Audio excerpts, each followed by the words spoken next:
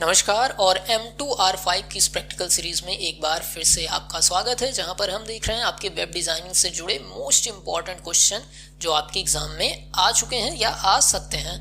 तो आगे बढ़ते हैं और अपने अगले सवाल की यहाँ पर बात करते हैं, जो कि सवाल नंबर 10 है। और यहाँ पर एंकर टैग का इस्तेमाल किया गया है। एंकर टैग का इस्तेमाल करके आपको 3 काम करने हैं। सबसे पहले आपको एक ऐसी वेब लिंक बनानी है जो कि नए विंडो में ओपन हो, मतलब उस लिंक पे जब आप क्लिक करें तो जो टैब ओपन हो नए विंडोज में ओपन हो। दूसरा बनाना है कि सेम विंडोज में ओपन हो। और तीसरा बनाना है कि इमेज ही आपकी हाइपरलिंक जैसी वर्क करे। ये 3 काम आपको करके देना है। कौन सा? न्यू विंडो में ओपन होने वाला, सेम विंडो में ओपन होने वाला, और या तो तीसरा ऑप्शन क्या है, तीसरी क्वेश्चन क्या है पार्ट यहाँ पर, कि आपको इमेज को ही हाइपरलिंक के जैसा बना देना है। तो सबसे पहले देख लेते हैं इसको किस तरीके से बनाना है। तो देखिए ये आपका वेब पेज है। सबसे पहली लिंक पे मैं क्लिक करने जा रहा हूँ और देखिए ये आपका नए टैब में खुलकर आ रहा है। देख रहे हैं कि नहीं? नए टैब में गूगल खुल गया। इस पे क्लिक किया तो नए टैब में गूगल खुला। फिर दूसरे पे क्लिक करेंगे तो देखिए सेम टैब में ही गूगल खुला। देख रहे हैं, इस टैब में आपका वेब पेज खुला था और इसी टैब में आपका गूगल खुल गया। और तीसरा जो कि आपकी इमेज है, इस पे क्लिक करेंगे तो आपका जो वेब पेज है वो खुलकर आ जा रहा है। कंप्यूटर जी वाला यूट्यूब होम पेज खुल के आ जा रहा है। देख रहे हैं कि इस पे क्लिक कर रहे हैं तो कंप्यूटर जी का होम पेज ही सीधे खुलकर आ जा रहा है। अब इन तीनों को कैसे हमने बनाया है इसको समझते हैं। तो वो यहाँ पर वेब पेज की कोडिंग देखते हैं। और सबसे पहले की बात करें कि यहाँ पर देखिए जब इस पर हमने क्लिक किया सबसे पहले वाले पे, तो यहाँ पर हमने क्या किया, ए मतलब एंकर टैग आपका।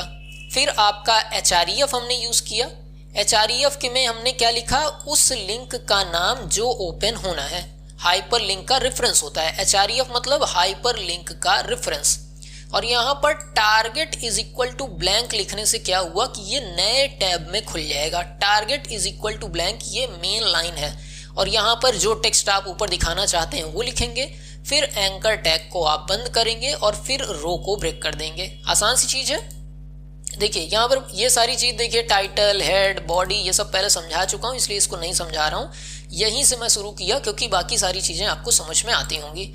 उसके बाद देखिए क्या करना है। दूसरा मैंने लिखा कि अगर आपको सेम विंडोज में ओपन करना है तो क्या करेंगे। तो यहाँ पर फिर से एंकर टैग लिया, हाइपरलिंक का रेफरेंस डाला, जो हाइपरलिंक आप ओपन करना चाहते हैं, जो वेब पेज ओपन करना चाहते हैं उसकी लिंक डालेंगे। और target is equal to self मतलब खुद में ही खुल जाए, उसी टैब में खुल जाए, ऐसा हम यहाँ पर दिखा रहे हैं। तो ब्लैंक लिखेंगे तो नए टैब में खुलेगा, सेल्फ लिखेंगे तो उसी टैब में खुल जाएगा।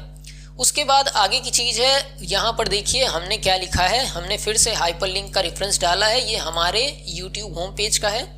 और यहाँ पर जब हमने इमेज यूज की तो इमेज के रिसोर्स के लिए SRC यूज होता है। फिर इमेज का नाम और उसका टाइप, जैसे हमारी इमेज का टाइप PNG था। यहाँ पर एक चीज, छोटी सी चीज मैं आपको समझा देता हूँ। देखिए जब भी कोई इमेज यूज होता है, एक सेकेंड, यहाँ पर देखिए, तो हमने आपका वेब पेज ही रखा है और उसी के पास इमेज भी रखी है। इमेज का नाम क्या है, लोगो है, और इमेज का टाइप क्या है, PNG है। इसीलिए जब वेब पेज में आप देख रहे हैं तो यहाँ पर देखिए इमेज का नाम हमने लोगो लिखा और उसके आगे टाइप लगाना जरूरी है। बिना टाइप लगाए चीजें वर्क नहीं करेंगी। तो नाम डॉट उसका टाइप इमेज का क्या है, JPG है, PNG है या JPEG है, उस टाइप को भी यहाँ पर लिखना पड़ेगा। और फिर उसकी विड्थ और हाइट यहाँ पर डिसाइड की और एंकर टैग को क्लोज यहाँ पर कर दिया है, ताकि इस पे जब इस इमेज पे क्लिक करें तो ये वाली लिंक खुल जाए। स्क्रीनशॉट लेना चाहें तो यहाँ पर आप ले सकते हैं, पूरा कोड आपको स्क्रीन पे दिख ही रहा है। तो 3 चीजें हमें समझ में आई। अगर हाइपरलिंक में target is equal to blank लिखते हैं तो वहां पर हमारे नए टैब में खुलता है, सेल्फ लिखते हैं तो उसी टैब में खुलता है। और इस तरीके से इमेज में भी हम हाइपरलिंक लगा सकते हैं, कोई दिक्कत हमको नहीं आने वाली है। और ये सारी चीजें बॉडी के अंदर लिखी गई हैं क्योंकि ये सारी चीजें बॉडी में ही आपकी होती हैं। ये सारी चीजें जो सफेद हिस्से में चीजें दिख रही हैं वो सारी चीजें कहाँ की होती हैं, बॉडी की ही होती हैं।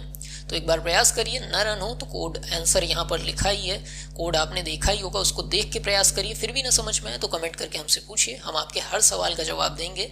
मिलते हैं अगले लेक्चर में, तब तक के लिए नमस्कार, जय हिंद।